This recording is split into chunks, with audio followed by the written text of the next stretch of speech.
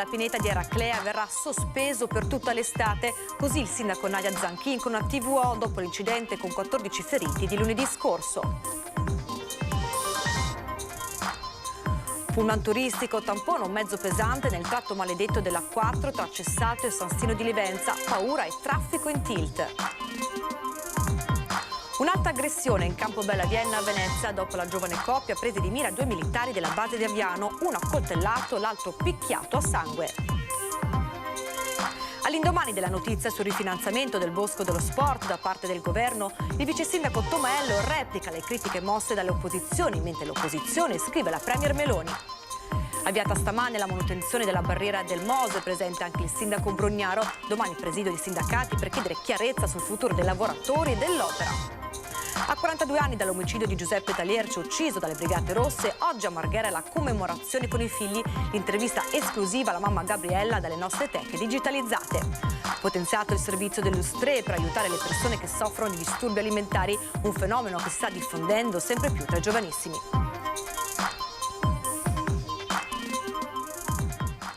Edizione di Venezia dei nostri telegiornali, buonasera e ben ritrovati. Lo avete sentito dai nostri titoli in apertura, dopo l'incidente di lunedì scorso verrà sospeso per tutta l'estate il trenino della pineta di Eraclea Mare. Così questa è la decisione del sindaco Nadia Zanchin a TVO.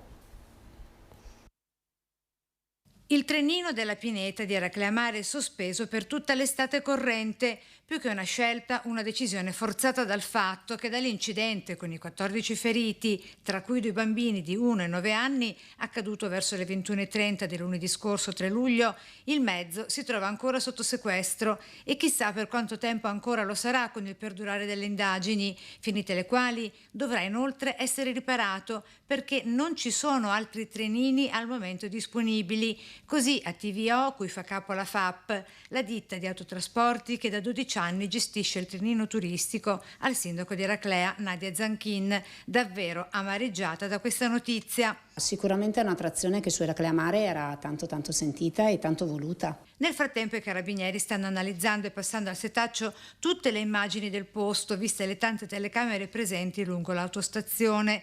La verità in merito all'errore umano ammesso da FAP sta tutta nei frame, nelle mani dei carabinieri di San Donà di Piave ed Eraclea, incaricati delle indagini, mentre sui social i commenti sull'accaduto sono più che unanimi. Era un modus operandi degli autisti guidare il trenino della pineta in quel modo, dicono ancora sotto shock, puntando il dito contro l'autista. Da parte sua il 61enne di Spresiano è stato il primo a scendere e prestare i soccorsi, senza perdere tempo e cercando di non farsi cogliere dal panico. Mi dispiace per l'accaduto, ha detto dopo l'incidente. Doveva essere un momento di gioia e spensieratezza per i turisti che si stavano godendo quella che è comunque un'emozione, parte della loro vacanza. Così scusandosi, mentre il sindaco rassicura il trenino tornerà il prossimo anno. Apriamo ora la pagina della cronaca. Schianto nel pomeriggio nel tratto maledetto della 4 tra Cessalto e San Stino di Livenza. Per cause da accertare, poco dopo le 16 un pullman turistico ha tamponato un mezzo pesante. Fortunatamente si registrano solo ferite lievi tra le persone a bordo del bus, mentre il traffico ha subito dei pesanti rallentamenti, ma l'intervento delle forze dell'ordine del SUEM non ha costretto a chiudere il tratto di autostrada. La cronaca ci porta ora a Venezia, un'altra aggressione in Campobella Vienna. Sentite. Una giornata di tour tra i locali tipici veneziani per festeggiare un compleanno si è conclusa nel peggiore dei modi per 2 militari americani della base di Aviano a Pordenone. Sabato sera in Campobella Vienna, come ormai accade troppo spesso, uno è stato accoltellato alla schiena, l'altro pestato a sangue. Entrambi sono fuori pericolo, ma il più grave è ancora ricoverato con il polmone perforato. Secondo quanto hanno raccontato, gli aggressori erano una decina, non si sa se stranieri o italiani. Non so perché ci abbiano circondato e aggredito, ha raccontato il militare ricoverato. Solo grazie all'intervento dei colleghi, 2 soldati si sono potuti mettere in salvo, riuscendo poi a fuggire e chiedere aiuto a una pattuglia della polizia incrociata verso Piazzale Roma. Poi è scattata la denuncia. Cambiamo ora argomento. Avviate questa mattina la presenza del sindaco Brugnaro le prime attività di manutenzione del Mose. Al via l'attività di manutenzione della barriera del Mose di Treporti con il prelievo della prima paratoia. Presente anche il sindaco Brugnaro, come aveva già annunciato durante la cabina di regia presieduta dal prefetto di Bari lo scorso 16 giugno, quando aveva riunito le parti coinvolte nella gestione dell'opera. La direi molto bene, sono 11 anni che è sotto acqua e direi che è proprio il minimo della pena. Qui bene, per quello che sappiamo, abbiamo notizie perché poi noi entreremo anche dentro per mettere a posto i tubi. Io penso che in questo momento si possono dire due cose, che questo è un grande successo italiano. Il secondo, che abbiamo delle maestranze che sono state straordinarie, che in questi anni in silenzio hanno continuato a lavorare e dobbiamo pensare al futuro anche loro, perché se il caso è di successo deve essere che si divide il successo con tutti gli attori e non sono soltanto gli ingegneri e i tecnici che giustamente, o il governo o i politici, ma ci sono i lavoratori che l'hanno costruito per cui ha dato a loro una certezza di un futuro. Il sindaco ha poi ricordato che il cantiere è ancora aperto e bisognerà proseguire con le opere compensative, sostenere il rifinanziamento della legge speciale per garantire gli extra costi di manutenzione e completare la certificazione dei canali portuali per consentire la piena funzionalità del porto anche di notte e in condizioni meteo avverse. E a proposito di Mose, presidio di CGIL, CISL, UIL domani alle 8:45 in campo San Maurizio per chiedere che venga fatta chiarezza sulla fusione tra Comar, CVN e sulla cessione di Tethys. Ci sono 134 lavoratori di Comar, CVN e 98 quelli della società di soluzioni ingegneristiche Tethys. Comar si occupa assieme a CVN degli impianti del Mose, della sua manutenzione e del sollevamento delle barriere presenti alle bocche di porto, funzioni che chiaramente rimarranno centrali anche dopo il termine del completamento dell'opera. Altrettante incertezze pone la cessione invece di Tethys, che segue la parte ingegneristica dell'opera, degli studi e delle valutazioni di impatto ambientale, della direzione di numerosi lavori legati al Mose e alla salvaguardia della laguna. E ora qualche istante di pubblicità, ma noi torniamo tra poco.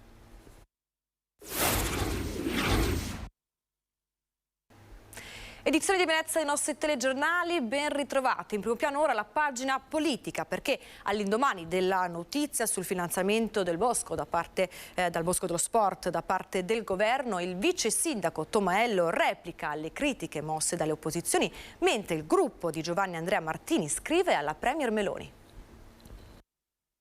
In una nota del Viminale si legge che è un'operazione di rigenerazione di un'area urbana degradata. Ora, l'area interessata dal Bosco dello Sport non è affatto degradata, è un'area agricola, è un'area coltivata a mais e a soia, è un'area nobile, bella. All'indomani della notizia sul finanziamento del Bosco dello Sport da parte del governo, dopo il diniego dell'Europa, il consigliere di opposizione Martini ha scritto al Premier perché ci sarebbero delle contraddizioni, in quanto quella non è un'area degradata, come si legge nella nota del Viminale, e non solo. Si legge anche che l'intervento finanziario serve anche per scongiurare il blocco dei lavori per il Bosco dello Sport.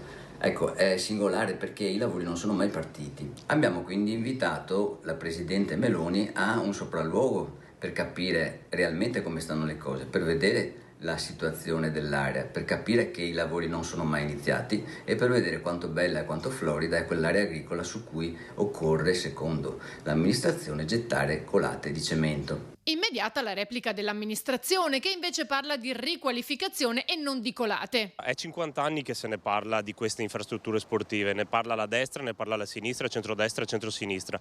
Rispetto ai progetti precedenti si tolgono 600.000 metri cubi e si impiantano 100.000 alberi. Penso che sia insomma un'occasione storica, visto che quell'area era stata individuata già dalle giunte precedenti per fare lo stadio e il palazzetto dello sport, quindi io penso che le polemiche insomma non hanno senso di esistere e la città lo vuole queste strutture. La città ne ha bisogno, la città le chiede da 50 anni, il primo progetto addirittura di stadio è stato fatto negli anni 50, quindi penso che sia ora veramente di riuscire ad avere queste strutture e che la città di Venezia possa per una volta essere innovativa e possa essere all'avanguardia. Il comune ora è pronto a partire. Verranno poi assegnati i progetti e poi si apriranno veramente, nel vero senso della parola, i cantieri. La speranza è quello di fare presto, perché ne abbiamo bisogno, vedendo anche i risultati sportivi delle nostre squadre che militano nei campionati maggiori. Apriamo ora la pagina della sanità. Ha potenziato il servizio dell'ULSS 3 per aiutare le persone che soffrono di disturbi alimentari. Sono circa 5.000 le persone che nella nostra regione soffrono di disturbi alimentari, ma i numeri potrebbero essere superiori perché non tutti chiedono aiuto. Dati importanti anche quelli nell'Ulster. Il fenomeno riguarda persone molto giovani, per cui noi abbiamo un picco di incidenza che va dai 15 ai 20 anni, ma con esordi anche molto più precoci, e questo appunto è l'aspetto più rilevante. Nel nostro servizio noi abbiamo attualmente in carico 120 persone e se andiamo a vedere quelle che poi abbiamo seguito negli ultimi anni raggiungiamo punte di 350 persone che hanno fatto dei percorsi, parliamo di percorsi anche di un certo rilievo dal punto di vista della durata. Un fenomeno silente che va affrontato, per questo l'Ulster ha deciso di potenziare il servizio pubblico di aiuto inaugurando una nuova sede ambulatoriale a Marghera in via Silvio Pellico. Dobbiamo mettere assieme psicologi, psichiatri, medici nutrizionisti, dietisti ed educatori che lavorino per questo progetto. Abbiamo una cucina perché vogliamo fare anche delle attività di laboratorio proprio correlate all'avvicinamento e alla fobia rispetto al cibo. Il tentativo di dare una risposta alla popolazione che vive e soffre di questo problema. Un problema che direi riguarda la persona, riguarda prevalentemente le giovani donne, ma sicuramente riguarda anche molto le famiglie e il contesto in cui queste malattie si esprimono. Per questo è fondamentale un lavoro sinergico che coinvolga più soggetti. Oggi tutti i social network diramano modelli a cui i ragazzi si ispirano che sono modelli finti, i ragazzi ricchi in Lamborghini, le modelle iperperfette, i modelli con gli addominali scolpiti. Ecco, non è quella la realtà, però i nostri ragazzi che sono già fragili in quella fascia d'età tendono a identificare quella con la realtà e fanno il possibile per arrivare a quello. Allora davvero dobbiamo azzerare questo tipo di messaggio diseducativo e raccontare un mondo diverso. Per farlo ovviamente non basta la parte medica, non basta la politica, tutta la comunità deve farlo. L'accesso al servizio di via Pellico può avvenire con l'impegnativa del medico di famiglia oppure per appuntamenti e prime visite telefonando direttamente allo 041 2608 328 il lunedì e il giovedì dalle 16 alle 19:30. Cambiamo ora argomento e ci spostiamo a Marghera, a 42 anni dall'omicidio di Giuseppe Taliercio ucciso dalle Brigate Rosse. Oggi la commemorazione con i suoi figli. Noi vi proponiamo anche un'esclusiva intervista dai nostri archivi della moglie Gabriella. Uomini delle Brigate Rosse, che da più di 40 giorni tenete prigioniero mio marito, a voi mi rivolgo con tutta la forza dell'amore che ho per lui e della disperazione che mi avete messo nel cuore. Vi supplico, non uccidete. Immagini inedite ed esclusive recuperate dall'archivio storico di Antenna 3 e dalle teche della nostra digitalizzazione.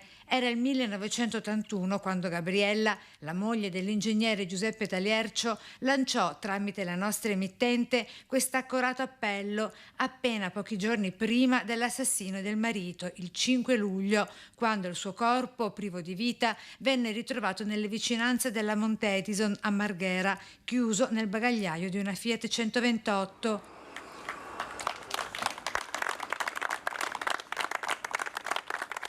Sono trascorsi 42 anni da quel giorno e oggi, come allora, la commozione è davvero grande davanti al monumento che lo ricorda qui in via Bottenigo, con i rimasti 3 dei suoi 5 figli. Io in quel periodo mi dovevo preparare per l'esame di maturità e comunque, come dicevo prima, l'aiuto di mia mamma, quindi la forza che ci trasmetteva e del fatto che comunque non avrebbero, conoscendo mio padre, non avrebbero potuto fargli del male, ci ha sempre accompagnati in tutti quei 46 giorni. 46 giorni di prigionia per l'ex direttore generale del Petrolchimico di Porto Marghera, per il quali il governo di allora decise di non trattare con i brigatisti. Soltanto dopo il processo con l'arresto di Savasta, l'esecutore materiale dell'assassinio di Taliercio, e dei 3 brigatisti che lo rapirono, si parlò di un omicidio di Stato. Una storia incredibile questa di Taliercio. Il tema del ricordo deve essere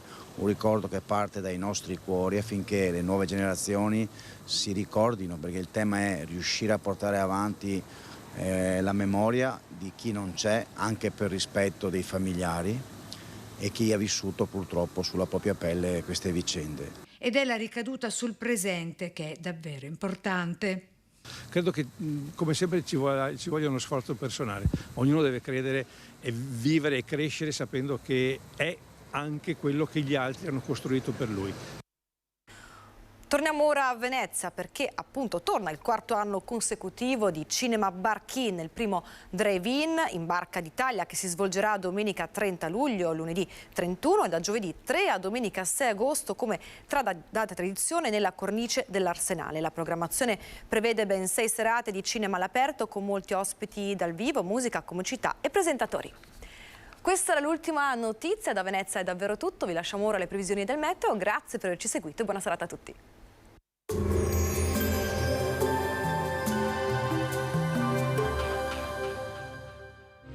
Silea Legnami, le migliori soluzioni personalizzate per la vostra casa e giardino. Bentrovati al meteo. Tempo instabile a causa di perturbazioni atlantiche che, sfilando al di là delle Alpi, favoriranno l'infiltrazione di aria più fresca sul nostro territorio. Vediamo insieme il dettaglio. Sul Veneto la grafica di giovedì 6 luglio ci mostra un contesto molto variabile, con al mattino precipitazioni sparse ma piuttosto frequenti. Col passare delle ore fenomeni via via più intermittenti. Nel pomeriggio sarà ancora possibile una residua variabilità sui rilievi, più asciutto e soleggiato altrove. Temperature stazionarie, minime tra 15 e 20 gradi, massime tra 24 e 29 gradi all'incirca. Spostiamoci ora sul Friuli Venezia Giulia. Anche in questo caso iniziale maggiore nuvolosità con rovesci temporaleschi sparsi. Entro sera miglioramento con piogge in esaurimento. Temperature minime tra 18 e 21 gradi, massime sui 25 e 27 gradi.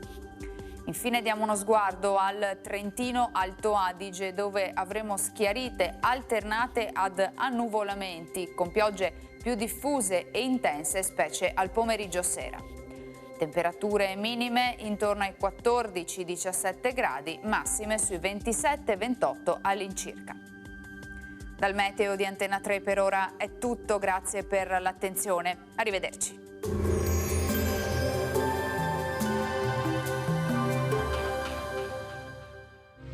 Silea Legnami, le migliori soluzioni personalizzate per la vostra casa e giardino.